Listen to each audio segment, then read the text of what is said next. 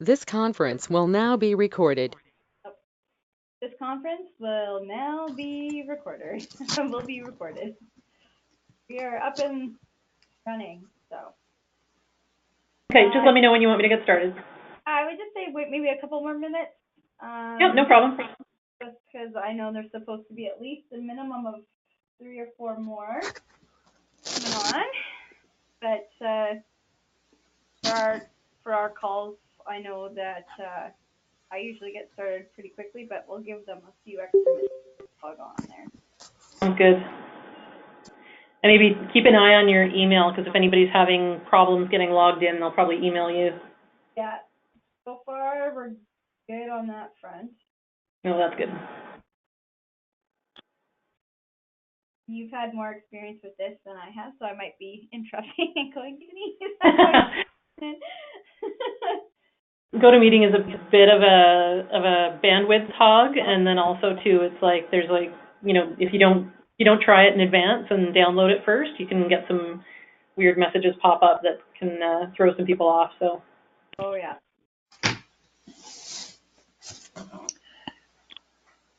Oh, there's Mike. Hi, Mike.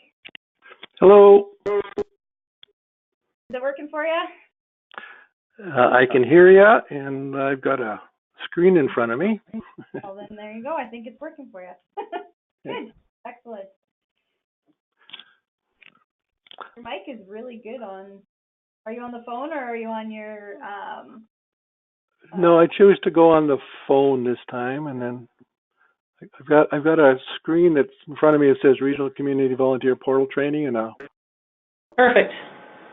do I hit that? No, that's just the home address? screen. Yeah, that's okay. Not yet. Okay.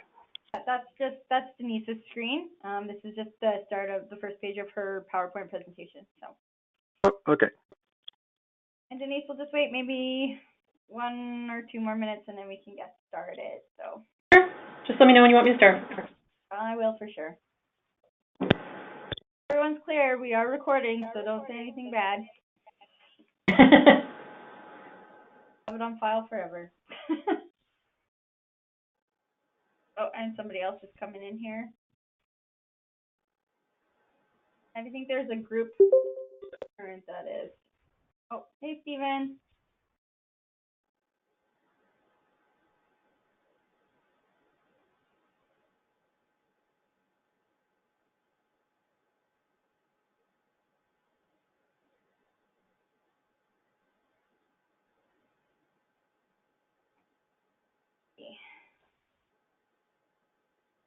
All right, Denise. Well, why don't you just you can probably start, and people will join in as they are, and I'll just keep checking my email and making sure that nobody's in limbo, and we can go from there.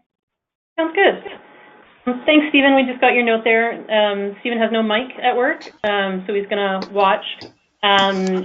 If you want to ask a question or anything like that, actually for everybody, if you want to ask a question at any time or anything like that, you can either put it into the chat window there, or you can just interrupt me and ask a question.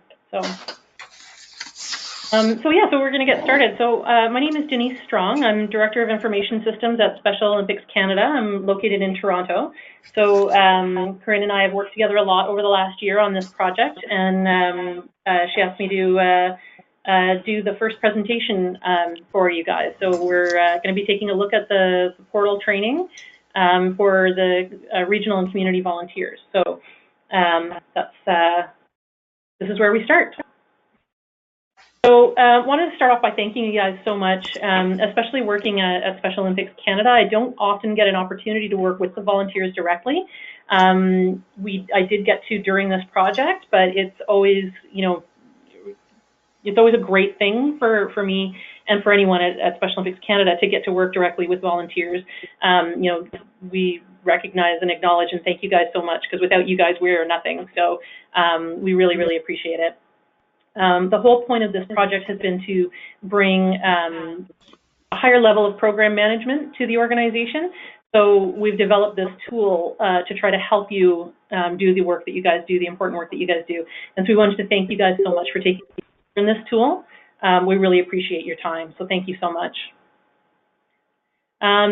So during today's session, you're going to learn a bunch of different things. So you're going to learn how to add a new athlete or a volunteer to the system, how to approve an athlete or a volunteer's enrollment, how to review the athletes or volunteers in your area, how to update the profiles of athletes and volunteers, how to change an enrollment of an athlete or a volunteer, how to review or change the detailed information on the clubs and communities you have responsibility for.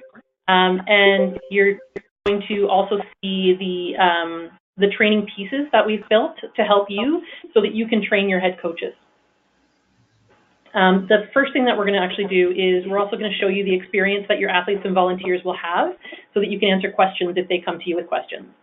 So one important thing is that, you know, this presentation that you're about to see, we have been updating it, but we are still making changes to the system. We are still improving the system as we go along. I was just reading the chat messages there. So there may be times when some of the screenshots that you see may be slightly different from what you see on the actual portal when you log in. What we've tried to make sure of is that if there's anything that's actually functionally different, that we make sure that we change that screenshot right away. But there are a couple in here, like for example, when you see the waivers come up, the waivers, we've just changed the waivers in the last week or two. So that is an old screenshot on the presentation still. So that's the one caveat that we have, is that we are still making some changes to the system.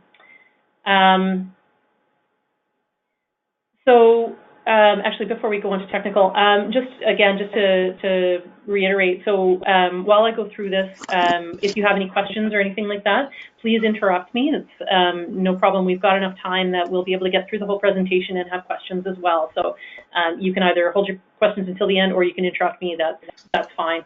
And we are going to talk in a couple of minutes. We're going to go through the verbiage that you hear, because I've already used the word enrollment. And that may be a new phrase for you guys. So we'll be going through some of the verbiage that you'll hear when you're looking at the portal.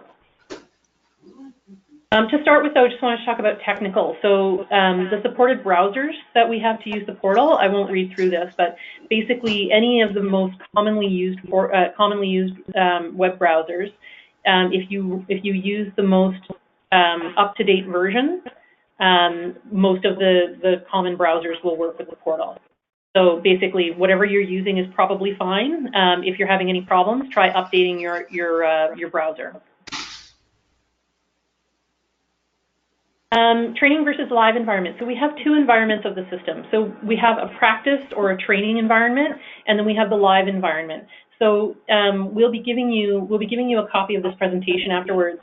So this URL here takes you to the training or practice portal, so you can pretend that you're an athlete, and you can enter in information and pretend as though you're an athlete and go through the whole process, or pretend that you're a volunteer that's using the enrollment tool. And then there's also the back-end access that you guys will be getting as higher level volunteers.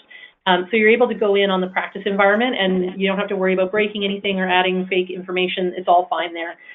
You just have to sign up for an account on the training environment, just as you would for the live environment. So I believe, Corinne, let me know if I'm wrong here, but I believe that Corinne has created, for everybody that's on the call here, if you've confirmed with her your first name, last name, email address, and date of birth, that you will have an account, like you'll have the ability to create your account on the test environment, the training environment, as well as the live environment. Is that right, Corinne? Yeah, I'm making note of anybody that I haven't done, and then I'll do that right after the call so they can have access right away. Great. So basically what Corinne has to do is she just has to make sure that on the back end of the system, she gives you the access that you require to do the work that you need to do on the portal. So there are three different kind of purposes for the portal's existence. One is so that athletes can go on and submit an application to participate in programs for Special Olympics. There's also the ability for volunteers to go on and apply for a program that they want to work with. And then there's the back-end application, which is the portal that we're going to be showing you guys, which is where you guys do your work. So there's kind of three different phases to the process.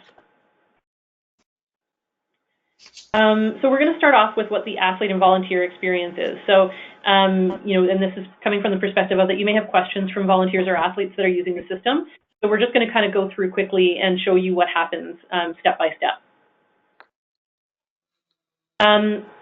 So to start off with, there are different types of enrollment. So what we've tried to do is we've tried to make the system as simple as we possibly could while accommodating the different kinds of enrollments that come through your doors to make sure that you guys can accommodate what you need to accommodate while trying to keep it as simple as possible. So the simplest applications are a new athlete and a new volunteer. So they just go straight through, and that's what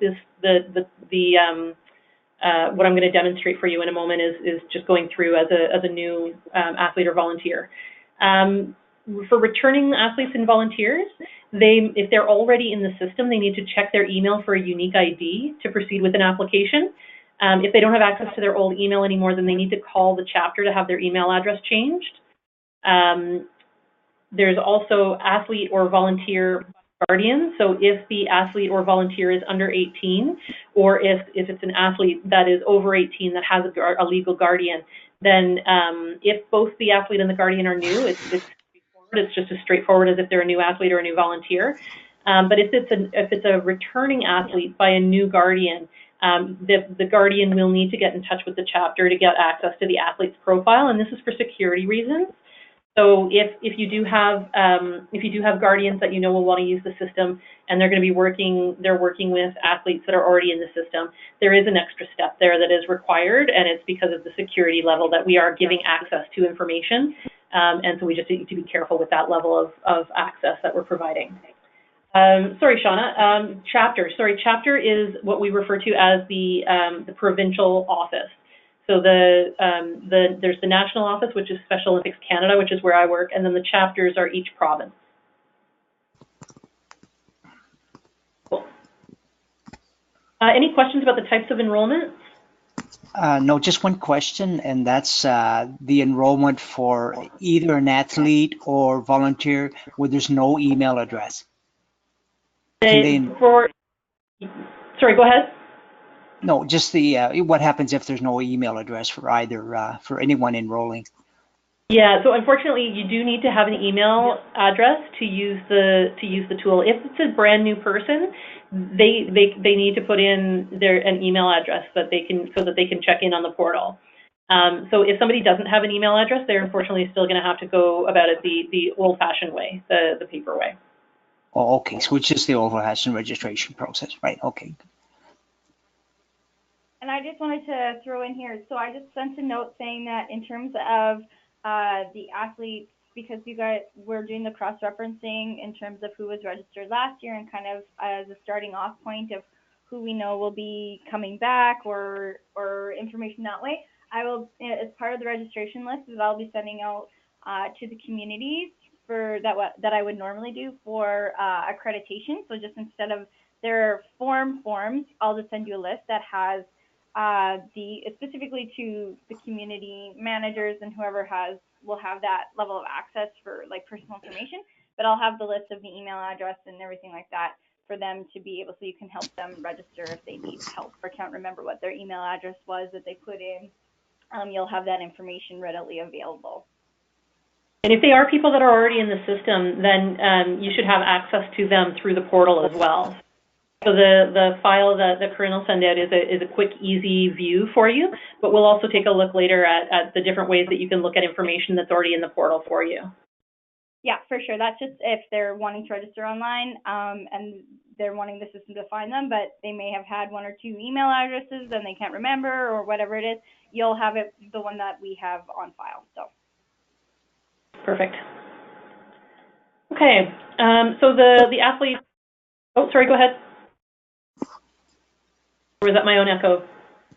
I just answered my own echo. Okay. Okay, so the athlete volunteer registration experience. So this is the front page of the portal. So right now, this is what it looks like. There will be some changes made to the verbiage that's on here, some of the information that's on here.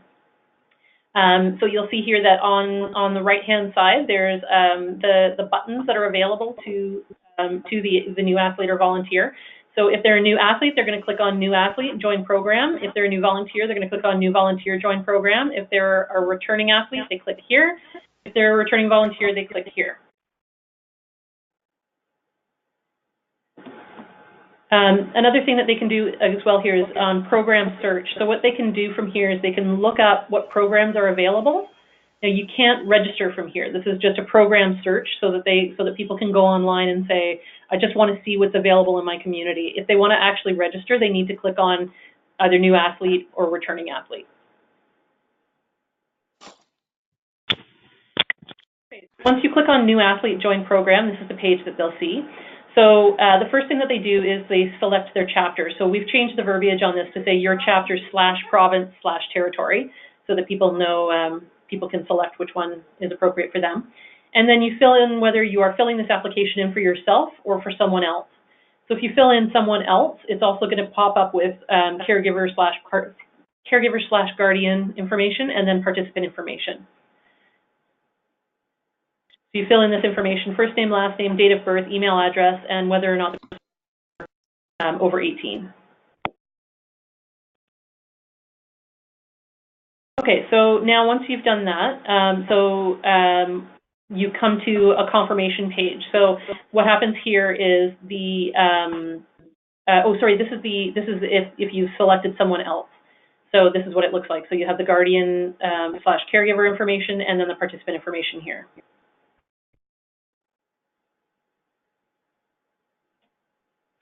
Once you click next, so then what it does is it confirms that you are new. So if in fact you have been an athlete in the past, you'll get a message here saying we've actually found a record that matches your information, and what it will do is it will say check the email address that's listed here, and you will get a unique ID that you then need to enter here, so that then the system knows that you are actually the person that's listed here.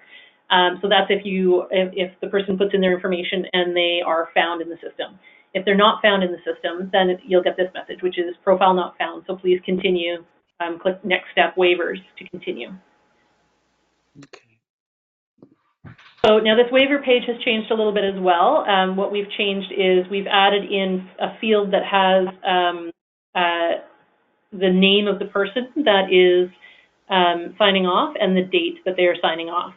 So that's most important when you've got somebody that is signing off on behalf of. But in general, the rest of the page looks the same. So we've got 4 different waivers here. We've got a liability waiver, we have a privacy policy waiver, a code of conduct waiver, and a media release waiver.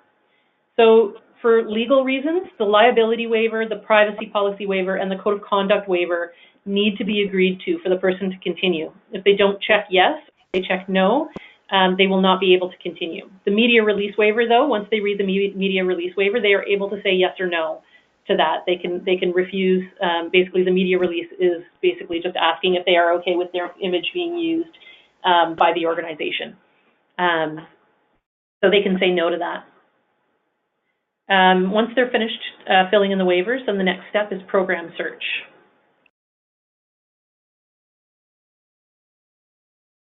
So this is what the program search looks like. So what we recommend that people do is first select their chapter and their region, and then they can fill in the community, and then it'll show the list.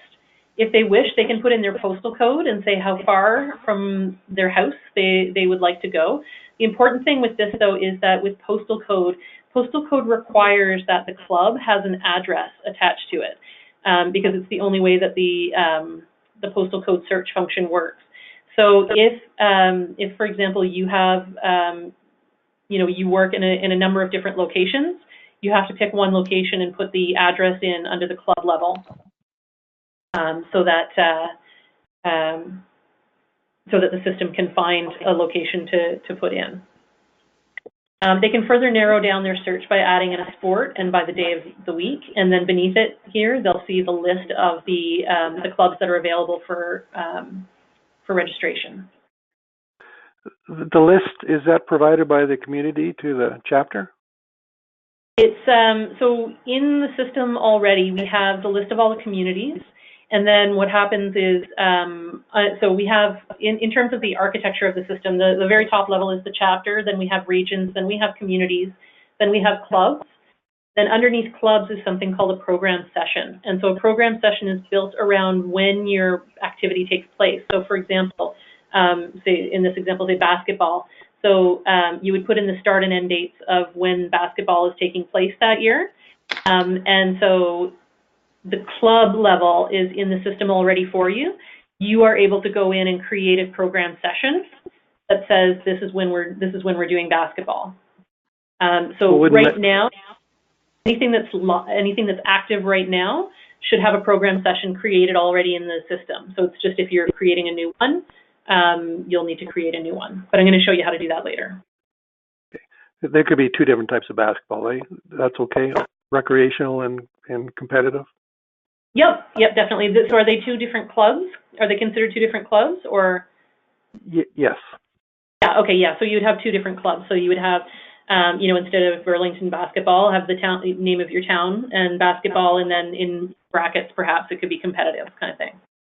Okay.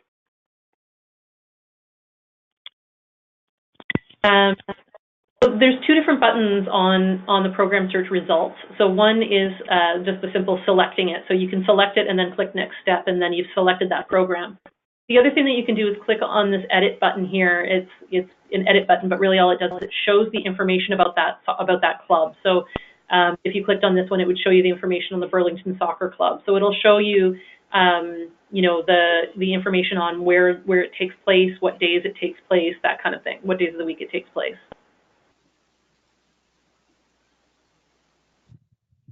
So the next step after you select the program is member profile. So the member profile basically is a series of screens that ask a bunch of different questions.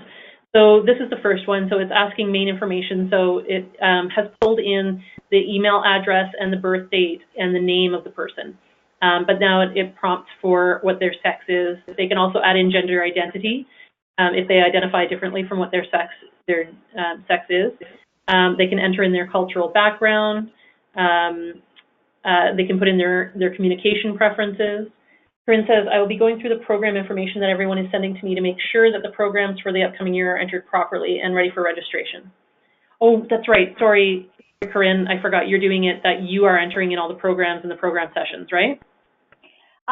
Sorry, hopefully this is better. I was told that it was a little hard to hear.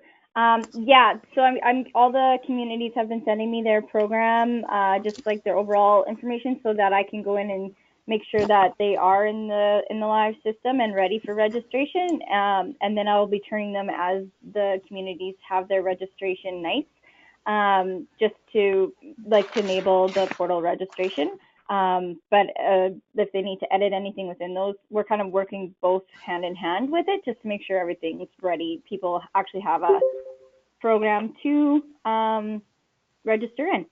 So perfect. Okay. So after the main information and the communication preferences, then the next page is for criminal record check. So it asks, do you have a criminal record? And then it prompts you if you have a criminal record check done, it prompts you to add a criminal record check record and upload a scan of your criminal record check document. Now, some chapters don't require athletes to have criminal record check documents done, and so that's why we put in, if you have a criminal record check, please add a record below, otherwise move on to the next step. So some provinces require it, some provinces don't, so we've had to put it in because we can't specify the path for each province. So it's there for some provinces, but there's verbiage here so that athletes know that they can skip it if it's not required in your province. The next page is for medical information. So it asks a number of different medical questions, what medications and dosages, what your doctor's name and phone number is, if you have Down syndrome, if you have seizures, that kind of information. And then the next one is emergency contact. So we prompt, there is a message on the emergency contacts page now that says, if you do not submit emergency contacts, you will not be permitted to participate in programs. So, so that it prompts people to make sure that they enter in an emergency contact. So it just collects the information, the last name, first name, phone number, email, that kind of thing. The next step is confirming the enrollment details. So now it pulls back that information from before that you had typed in. So it pulls in your name, which club program, which program session it is, and if there are any enrollment fees listed. We also have a note here that says, important information, be aware that additional community fees may apply. Please contact your community for further details. So this is for any communities where they aren't putting in the fees in here. So I believe you guys are not putting your fees in here right away. So it's to start off with, fees will be $0, but it says here to be aware that community fees may apply. Yeah, none of us are doing the online payments as of yet.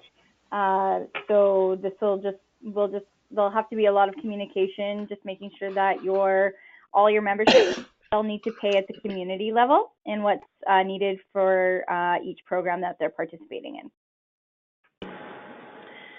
in. So for your athletes, it will skip the payment section, and then it will just go next to this page, which is basically final confirmation saying, here are your enrollment details. Your application has been submitted, and then they have two options. One option is they can go back, they can click add a program enrollment and add another enrollment, or they can go to portal registration next. So they can do either or, whichever they prefer to do. If they have more than one, you can only do one enrollment at a time.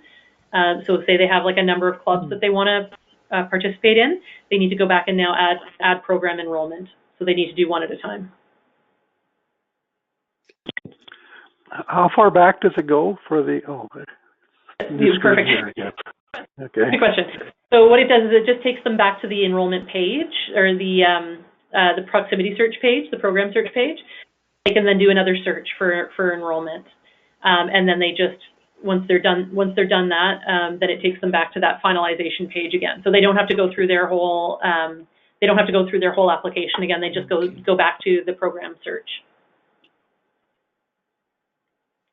Now, if at the end, instead of picking that, if instead they pick go to portal user registration, it prompts them to put in their first name, last name, email address, and to pick a password, to repeat that password. And then what happens after they do that is they receive an email that says, please follow this link in order to confirm your registration. And they click there, and then that takes them back to the portal again, where they will be able to log in. Oh, cool. Okay, so then when they log in, the first thing that they're going to see is, so this is the end of the application process. If somebody has come on and they're new or something like that, or even if they're returning, and they just want to submit an application, they're done then. Now the next step is if they want to go in and log into the portal and use the portal. So what they would do is they would log in using the credentials that they've provided, so their email address and the password that they've picked. And the first thing that they see is they need to pick a role. So for volunteers, for athletes, athletes will only see one role. So it won't have specific information there. It'll just say continue. For volunteers, they'll see all of the roles that they currently are holding will show here, and they need to click continue. So if they don't click anything, in here, they can still see this information. So they can still see their own profile. So they can go in and edit their profile. They can go in and see their enrollment, so they can see what they've applied for. They can look at My Clubs and Schedule, so that any enrollments that have been approved will show up under My Clubs and Schedule. Sorry, was there a question there? There's also a committees section, which most chapters aren't using right now, so I'm going to skip over that for now. And then there's My Roles, which brings you to this page. And then join a program or volunteer to join a program. And then they can also change their password or log out. Once they select their role, though, and they click continue, then the next thing that comes up is the page, the role landing page. This is a really odd notification. I'm not sure why our vendor decided to put that in, but that is not what you would normally use this for. So basically, it pops up with basically what the information is for that person. So it says what club they're interested in, or sorry, what club they're registered in, and there are notifications there. So now only the chapter, so only Corinne can add notifications. So if you, for your club, you want to have a message pop up there saying, you know, applications for, you know, new enrollments have started or something like that, you can put any message in that you like there. You'll also see here that once they log in, this stuff that they could see before they logged in, and then once they log in, or once they click on a role, now they can also see membership balance, ask my chapter, inform my chapter. So we're going to get into those in a couple of minutes. So the first section is the My link. So we've already kind of talked about this briefly, but this page kind of gives you a quick at-a-glance for what those My links are. So the new ones that show up after role selection of an athlete are membership payments. So when you guys do have online payments, if you decide to have online payments, this is where the athlete will go to click on to see all of the payments that they have owing, so that they can make a payment. Ask My Chapter is so that they can submit a question directly to the chapter. So an email is sent to the chapter staff, and they're logged in our database. Inform My Chapter is basically intended to be used for athletes and volunteers to report that they're leaving Special Olympics. So it's similar to Ask My Chapter. It's just got an extra field in it for asking people why they're leaving. Any questions so far?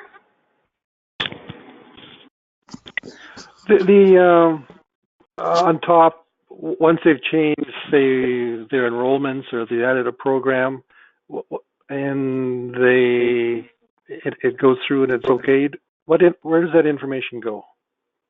So basically what happens is, so let's say, for example, I have submitted an application to like an enrollment. I've submitted an enrollment, and then I log into the portal right away. If I click on My Enrollments, what I'll see is I'll see my one enrollment with status will say submitted. If I have other enrollments that have already been approved, those enrollments will be there as well, and they say approved as well. So what happens automatically in the back end of the system is when somebody submits an application, when someone submits an enrollment, they automatically get an email saying, thank you for your submission. We will be in touch once your application has been assessed, kind of thing. And then once the enrollment is marked as approved, then they also get another email saying your enrollment has been approved. You are now officially registered in this program. Does that make sense? So if they're going to go in there and edit it and join another program, and they go through that, when does the community know that there's an extra payment becoming due? And so that's where the communities need to check the system regularly. So I'll show you that in a little while. So in a little while, we're going to go through what your tools are in the portal to view things. So there is a section where you'll be going to do your approval. So once you've done, like if it's a new person and you've done, an interview with them and a discussion with the coach to make sure that it's the right fit for them and stuff like that, there's a spot there where you can change the status of the enrollment to approved, so that then the person gets that message. There will also be a section where you can go in and you can see all of the new enrollments that have come in, that kind of thing. So I'll show you that in a little bit. Is that okay? Question membership payment. I realize currently for Saskatchewan, we're not doing online payments through the system, but there's a statement there, processing fee. So I guess to use online payment, a processing fee applies, am I right? The processing fee is up to the chapter. So the only reason why the processing fee field is there is because what we had done is allowed the chapters to make the decision as to whether they were going to pass along the fees to the athletes that are required for using credit cards. So there's so it's just it's a chapter-based decision. So that's it's just there to enable that. Yeah, the processing fee, if it shows up, will show as $0, and that's something that I'll do on the back end when I set up the program sessions and the program enrollments, or not the enrollment, sorry, the program information at the back end. Okay, any other questions? No, that answers my question. Thanks. Okay, great. Okay, so now I'm going to show you what I just explained instead of showing it to you. So when they click on My Enrollments, basically this is what they'll see. So they'll see, so you can see here, so there's 2 active and then a submitted. So the submitted one is the one that they just submitted. So they've got 2 submitted ones, and then they can also see their expired ones. So they were, say, in this community And by the way, I should have mentioned at the beginning, any screenshots that you see, any names and information that you see, they've all been made up. So it's not real information. So you're more than welcome to use this to teach your coaches, because it's fake information. It's not anybody's actual private information. So Daniel Restrepo is the name of our vendor. So you can see that Daniel had been involved in a program previously from 2016 to 2018, in January to October of 2018, but it's expired now. Whereas they have 2 active enrollments. So it's sorted so that it goes by active first and then submitted and then by expired. So they can review everything that they've participated in. They can also click on this button here to see more details on their enrollment. They can't edit anything though. They can't edit anything in this. They can just view it. My clubs and schedules, the next button down is basically where they can go to see all of their current active programs. So they'll be able to see, Burlington Basketball is active on Mondays, Tuesdays, Fridays, and Saturdays. So they can see it here, so they see their whole schedule in front of them.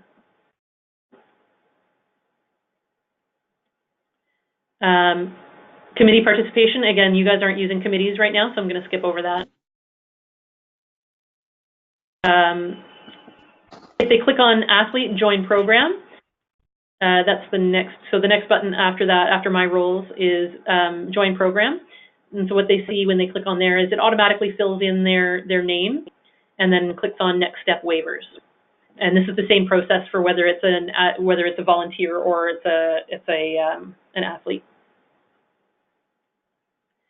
So this is the Ask My Chapter page. So it just allows them to type in a question that it automatically populates with what their name is and what chapter they're related to.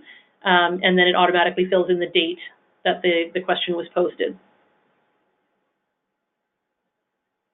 The Inform My Chapter is the same. It just also has leaving SOC. Please let us know why. And there's a drop-down list there. Okay, so now that's in terms of what I wanted to show you for the athlete and volunteer, the kind of external person experience. That's it. Does anybody have any questions about that experience?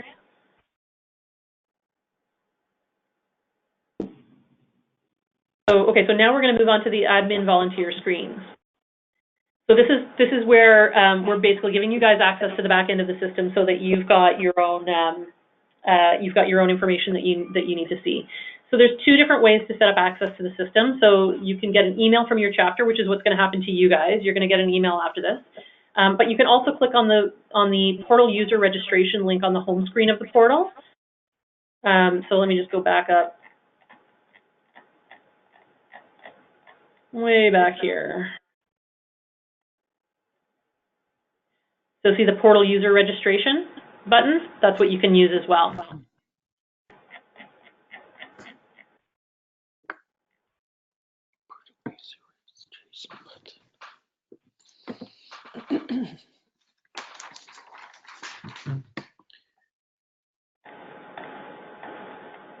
Sorry, I went too far. Hang on one second.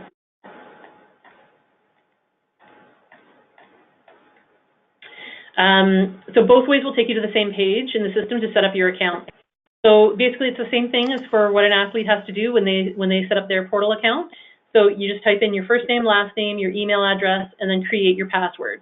So if you're not found in the system, then you just need to get in touch with Corinne, because basically, or try a different email address to know whether or not your email address is it's one specific, it's the email address that we have on file for you. So you need to make sure that you're using the email address that we have on file for you. If it should change, you just need to let Corinne know. Once you've done that, then you just log in with your username, your email, and your password. And you come also to the same page, so this roles page. So what's important in this system is that we've set it up complex enough that it can handle the different levels of security that are required.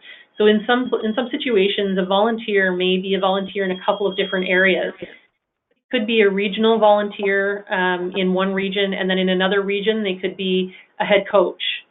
And so the person that, when they're doing their head coach activities, they should only see the records that are associated with the athletes and the volunteers that are associated with that one club. Whereas when they are a community volunteer or a regional volunteer, they need to see everything that's underneath that community or that region. So this allows you to switch between roles if you have different roles in the organization. Once you log in, or sorry, once you select your role, again, you see this this page that shows you what your role is, what role it is, and if there are any organization notifications at that level. Again, you'll also see all of the quote-unquote my links available. So my profile, my enrollments, my club and schedule, my committees, my roles, athlete join program, and volunteer join program. So this is the links after role selection of an athlete, but we've already gone through that, so I'm going to skip that. So these are the links that are available to admin volunteers. So these are in addition to my links. So we're going to go through each of these individually, but this is a quick at a glance for you that you'll be able to look at later to see what each of these are for. So we've got active participants, active volunteers, active enrollments, approve enrollments, active enrollments, add program enrollment, add volunteer enrollment, committees, clubs, sorry, communities, clubs, committees, new facility, and change password. So the first one is active participants. So this is where, so that list that Corinne is going to give you that has your athletes, what you can also do is you can log into the portal and click on active participants, and you'll see all the participants that are underneath whatever level you have selected in your role. So if you select a community role, you're going to have all of the participants in all of the clubs underneath. If you select your role as, if you're also a coach, then you'll only see the participants for that one particular club. So, but these are all active participants in your area. What you can also do is when you're in here, so let's say for example, and again these are all fake names that have been made up. So let's say for example you wanted to look at Alex Sanchez's information more closely, you can click on this edit button and it will show you Alex's profile. So you can see his profile information here. You can edit his profile information. You can edit anything that isn't grayed out. So you'll see here that the primary email address is grayed out. So if you need to make a change to that person's email address, you actually have to do that through Corinne. And the reason for that is because the entire portal account system is based around the primary email. So she actually has to go into the back end and change that email address. You can also, you can click on the different pages so that you can see the medical information for this person. You can see their participation profile. You can see their active enrollments. If you look at active enrollments, so active enrollments is different from active participants. Active participants, you'll only see each person on that list once. But if you have someone that is active in a number of different, so say you're at a community level and you've got somebody that is active in a number of different programs, you're going to see them multiple times. So in this view, you're able to see the active enrollments underneath. So in this example, you can see that Jane Doe, I think that's Jane Doe under there, is here twice. There's more than one enrollment that they have. This is also helpful in terms of it shows organization role. So you can also see your active enrollments will also show your volunteers. So it'll show that which role the person has. So let's say, for example, that there is somebody in here, Denise Strong is listed 3 times. Once it'll say head coach, once it'll say community coordinator, and once it'll say community registrar. Does that make sense, the difference between these two, between active participants and active enrollments? Any questions about that? Okay.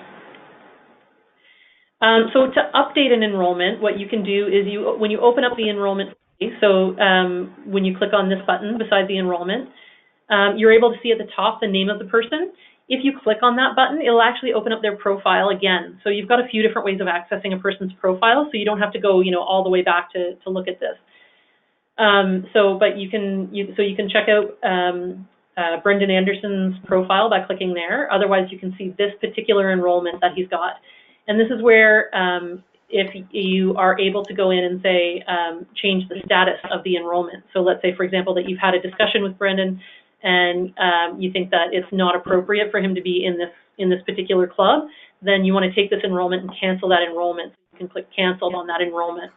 You can also add enrollment notes here saying, you know, the reason this is canceled is because he's at a different level than what this club is intended for, that kind of thing. You can also here, if you have somebody that has paid offline, you can go in and mark them as paid here so that they have their enrollment paid for, marked as paid for.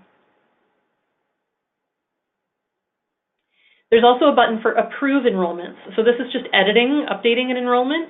If you want to approve an enrollment, there's an interesting feature in the system that basically what you're able to view as a community or a regional or a coach is the people that are underneath you.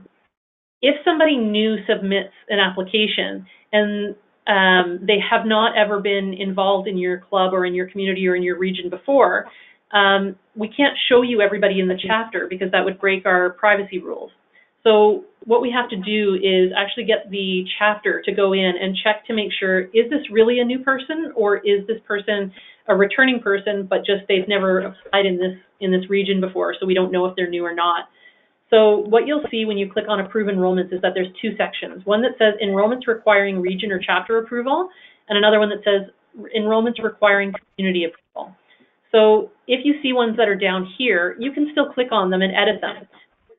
What you can't do is mark them as approved. So what you can do there is you can mark them as pending approval or that sort of thing, so that you can say, you know, that you're processing this person. And then what Corinne has to do is she has to go in, she has a view that she'll see that shows her, oh, these are new people to the system and we need you to make sure that they're not duplicates. So then she goes in and makes sure that they're not duplicates. If they are duplicates, she'll merge the duplicates together so that we don't have more than one instance of a person in the system. Once she does that, then it'll show up here so that then you can actually change the status to approved. Now, it's important to note that when somebody submits an application, their status is automatically submitted, and they get an automatic email from the system saying that your application has been submitted. When you change it to approved, it's going to send them another message saying that their application has been approved. Any questions on this page? Excuse me, I just need to take a drink. Sorry about that. The next one is add program enrollment. So let's say, for example, that you have somebody that doesn't have an email address and they come to you and they submit their paper application, or you're having a registration night and you want to be sitting down and you want to be typing in people's applications on the fly. What you can do is use the add program enrollment button. And so what you can do here is add the community participant. So it's a drop down as well as a write-in. So you're able to type in a person's name. So you can type in Denise Strong, and if Denise Strong exists in the system, it'll pull her information up. You can type in part of a name, like you can just type in DEN, and then everybody that starts with that has DEN in their name will show up. So if their first name is Denise, their last name is Strong, they'll show up. If their first name is Joe and their last name is Dennis, they'll show up. So it's looking for that segment of DEN anywhere in any name of any participant underneath you. So it doesn't show you people that have never been in your club or in your community before. It only shows you people that have been in your community at some point. If the person doesn't show up there, then what you do is you fill in the information here. So you fill in their first name, last name, date of birth, and email address. And you'll note that here, email address is not a required field. So if they don't have an email address, you can here.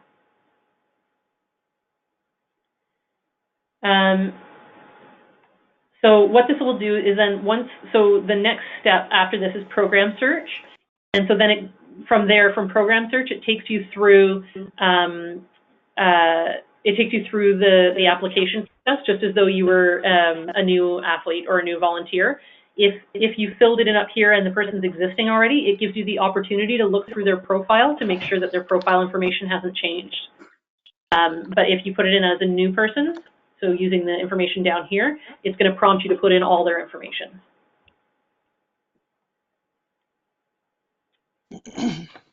Communities, when you click on the communities button, it's going to show you, so this is if you're a region or a community, it'll show you all of the communities that you have access to.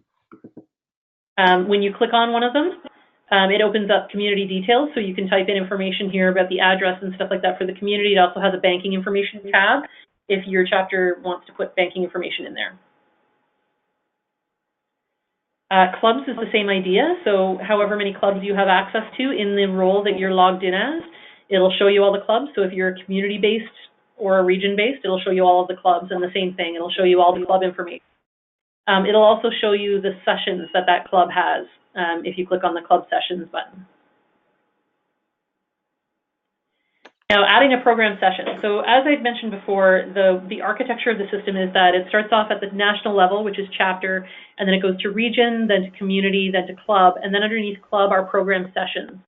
So again, a program session is when a club is actually active. So let's say, for example, that you're doing basketball from January to June.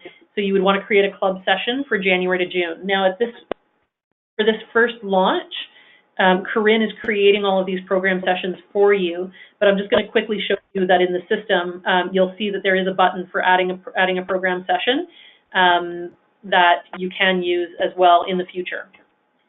So when you're in the club details, so again, if we go back up to your club, you've got your club.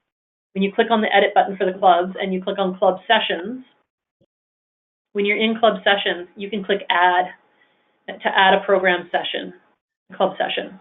And then what it does is it gets you to fill in some information here, capacity, start date and end date, what the schedule is, if there's any fees associated with this program schedule. Once you've added in the program schedule, you can also add in, once you've added in the program session, you can also add in a program schedule. So you can add this in so that if you have, like, let's say, for example, that on Tuesdays you meet at, Earl Beatty Gym, and on Thursdays you meet at Stan Wadlow Clubhouse. It allows you to put in that those two different things happen on different days, and it allows you to put in the start time and end time for these programs. This is not required.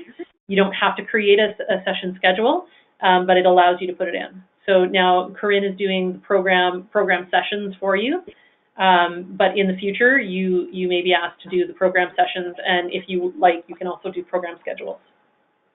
Denise, can I just Any questions? Just a quick. Sorry, can I just Sorry, go ahead. Sorry. for 1 second here? One of the reasons that I'm sort of making sure and monitoring the program sessions at this time, guys, is because I've talked to you about it, is the MAP funding and how we operate with that. That's one of the reasons why the program sessions might show as just running as the program year, so that you guys can include an athlete, say, who's participating in bocce, who might not be actively participating right in the fall, but we still want to count them towards our MAP funding numbers.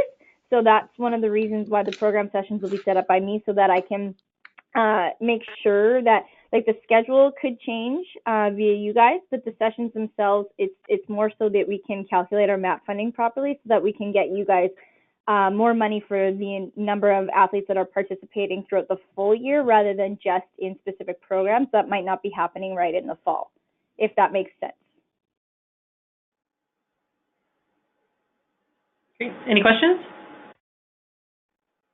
I was just wondering if program schedules are kept in a history, so that you can review them as to, like, what happened in a previous year, so you can kind of get an idea of how the pattern works in the future. Yeah, you when you go to club sessions, you'll be able to see the ones expired as well as the ones that are active. Oh, okay. Now, this is a new feature. Our old system, which was called Active SOC, it didn't have this, so we don't actually have history. So it's just going to be creating that history as we move forward in time now. Okay. Okay, so one of the things that you can add in the program schedule is facility. So we also have a button here that's for new facility, adding a new facility. So you can add in the facility information, the address information on one tab, and then just the information about the phone number and the website and stuff like that on the other tab. Oh, sorry, yes, thank you, Stephen. Yes, you can edit the details after they are set up, yes. Okay, so that's it in terms of the admin volunteer training. What we've also added here is a coach training module that you can use to go and train your coaches. So I'm not going to go through this in detail because it covers over a lot of the stuff that we've already covered, because you're able to do everything that a coach is able to do plus more. So I'm just going to whip quickly through these, so please stop me if you have any questions, but I'm just going to whip through this pretty quickly.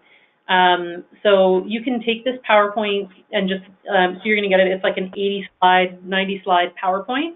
You can just delete everything that you don't need and just use the coach training pages if you like, or you can, however you like to do it.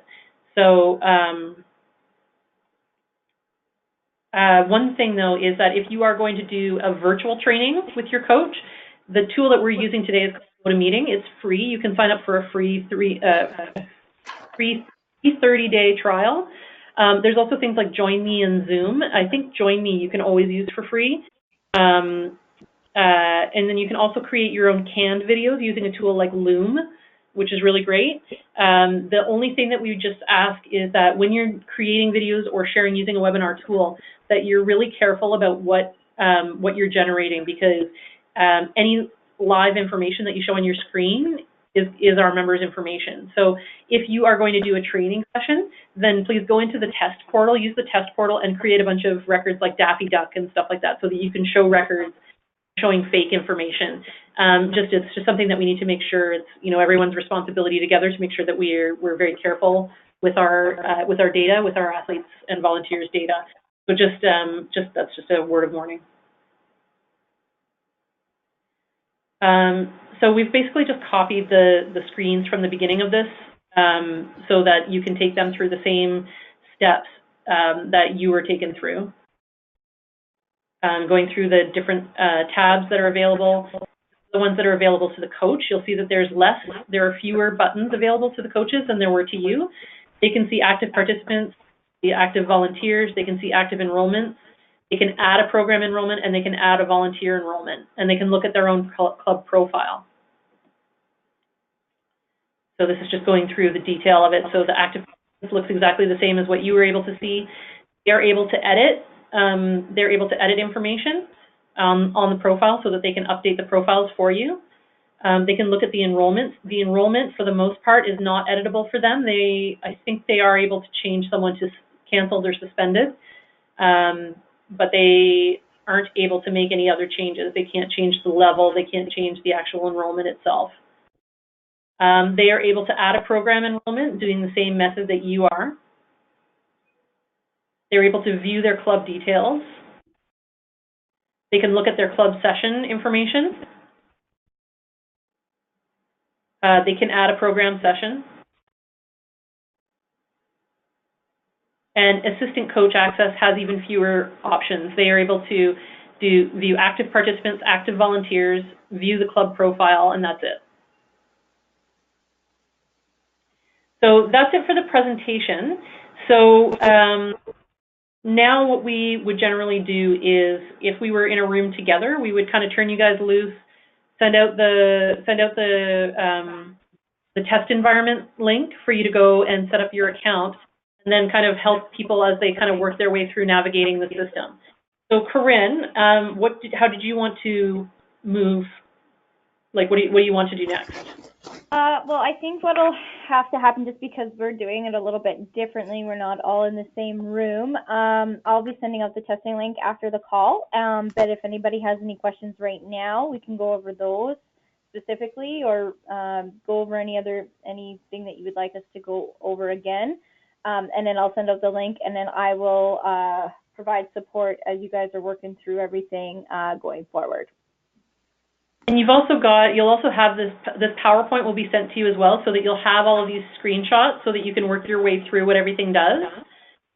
There's also, if you find that this isn't enough information for you, we're also working on, actually I'll just show you real quickly. I also have, actually I'm not going to show you right now. We're working on a page that's going to be on the SOC website that has additional resources. So it's going to have some walkthroughs for you. So if you're having a problem with, like, figuring out how do we add a new club, or how do we add, like, you know, that kind of thing. It'll help you through that sort of thing.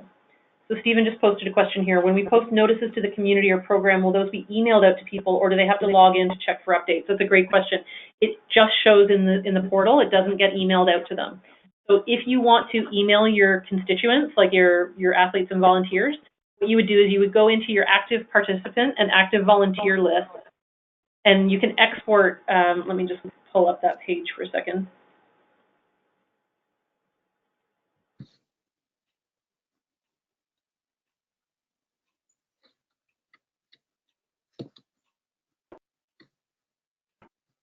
You take your active participants list. There isn't a plan right now for that to be added. If that's something that you feel would be really useful, you can pass that along to Corinne, and Corinne can add it in for consideration. We've got a ticketing system that's for the chapters to use, where they can submit requests for changes to the system. So you can submit that in, and just how we handle requests like that is basically we look at the request, we put it out to all the chapters, find out how popular of a request it is, and then find out how much it would cost to do that, and then we make a decision based on the combination of how broad that request is, along with how much it costs, and if we can come up with the budget for it. So we can definitely add that to the list. But for now, what you would do is you would go in, you would pull your active participants, and in the portal, you can actually, you can export. Let me actually just flip over to the portal. Hang on just a second here.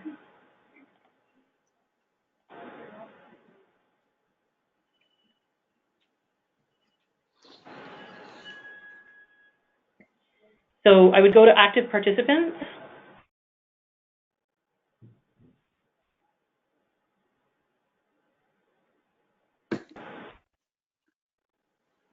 And then what you can do is you can export to Excel. So if you're going to do that, what you need to do is say all items, and then export to Excel, and then it's going to spit it out in Excel, and then you grab the email addresses from there, and you can email out from there. Oh, okay, that's nice. So it's not as convenient as just being able to click a button in the system, but you're able to grab all those email addresses and spit it out from there. Any other questions? I just also wanted to mention, because you brought up the ticketing. So as you guys are kind of playing in the sandbox, if you guys come across any issues, just email me and let me know, and then I will set up a time ticket for it. And then that goes straight to Denise and the group that's working on all of those. Yeah, and if you have issues, and we are still working on the system, like we've been working on this system for a year now, and we've launched it now, but we received a lot of feedback once we first went live, and so we're working on incorporating a lot of that feedback. So there are still some changes that are being made right now to the system. So if you run into an issue, what would be really helpful is to let Corinne know what role you were logged in as. And send a screenshot of if you get an error message, or if you get something that you weren't expecting, send a screenshot of that if you can, along with, if you can, the URL of the page that you were on and that kind of thing. So just the more information that you can send to Corinne, the easier it is for her to test it. And now, just because we are still making some changes to the system, if you do get something that is unexpected, try logging out and log back in again and see if something has changed. This week, there shouldn't be any changes being made to the system. But over the last couple of weeks, there have been a few changes that have been made that have necessitated that for people to log out and log back in again. Any other questions?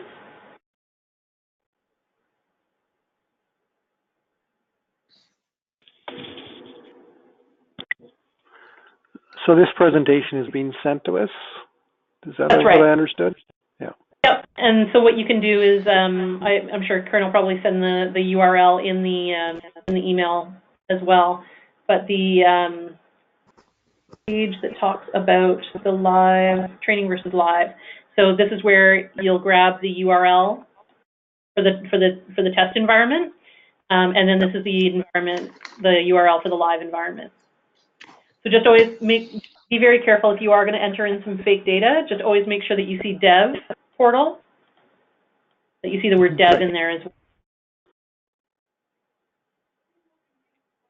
And we are also recording this as well, this whole presentation as well. So the file will probably be too big to send out, but I'll put it into the most likely into the Drive files that we just set up for you guys for community accreditation, or I'll have a link to it somehow so you guys can access it. But then you can get Denise's take on this presentation as well.